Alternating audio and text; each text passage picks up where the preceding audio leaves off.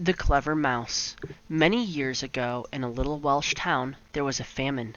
There was no food anywhere, and everyone, from the richest lord to the poorest peasant, was tired and thin and hungry. One day a monk named Cadog came to visit the town. Cadog was good and gentle and kind. He loved God. He loved God's creatures, and he loved to read and write and learn.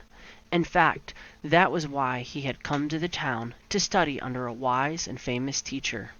"You may be my student," the teacher promised, "but I must warn you, there is a famine in these parts, so I have nothing to feed you." Cadog didn't mind, not one bit. He studied hard day after day at his little desk, and every day he had a visitor, a tiny visitor with fine gray whiskers, a pointed nose, and a long pink tail. He climbed on Cadog's desk and scurried across his books, and scampered over his pile of goosequill pens. But Cadog didn't mind, not one bit. He liked the little mouse, and he refused to chase him away.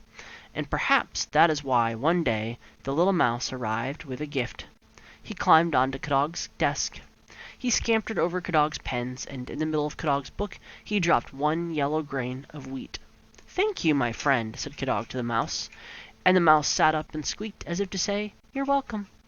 Half an hour later he returned with another piece of wheat, and Cadog thanked him again. Soon the mouse returned a third time, then a fourth, and a fifth, and a sixth, and when there were finally 7 golden grains of wheat lying on his book, Cadog had an idea.